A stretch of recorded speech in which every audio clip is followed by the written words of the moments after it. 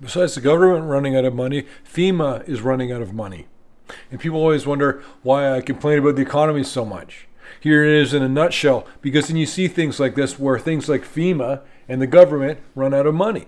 You got to plan ahead for this stuff. You got to get a healthy economy so you can have money go where it needs to go.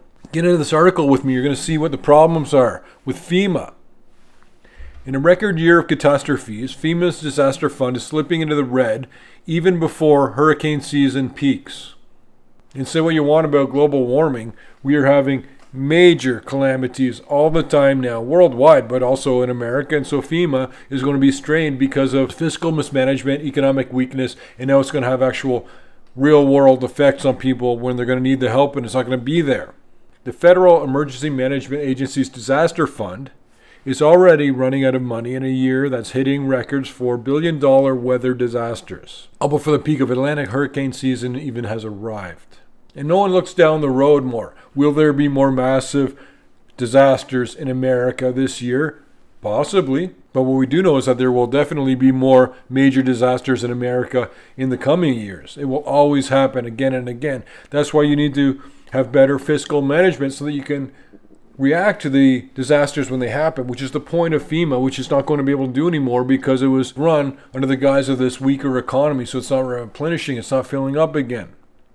There's going to be real world effects now. The relief fund is expected to be depleted by the middle or end of August. So you see this article is a few weeks old, and we've already passed the point that they're talking about in the article. Is FEMA out of money right now? No. Will FEMA be out of money within a month? Yes. Now, there's growing concern inside the agency that funding could collapse if Congress doesn't pass a spending bill. So again, what happens is that FEMA doesn't have enough money, so we ask for the government to give them money to cover the problems. But where does that money come from? It doesn't come from the politicians, it comes from you. It's been a record-breaking year for expensive disasters, including flooding atmospheric rivers in California and a deadly tornado outbreak.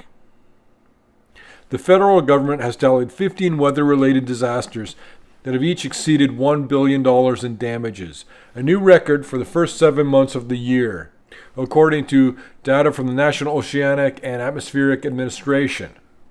The list doesn't yet include two of the summer's deadliest tragedies, catastrophic flooding in New England in July, and the historic Maui wildfires, the latter of which could cost $6 billion alone, according to Hawaii Governor Josh Green. Criswell told White House reporters that if Congress does not pass a $12 billion supplemental funding bill for natural disasters, it could delay recovery into next year, she said. Criswell added that FEMA may potentially need more than $12 billion and is assessing that now. One thing is clear. Increasingly year-round disasters fueled by climate crisis are straining the agency's resources. FEMA's losing money, said Stephen Strader, a Villanova University professor who studies climate and natural disasters. We're not even in peak hurricane season yet, and they're projecting to be in a deficit.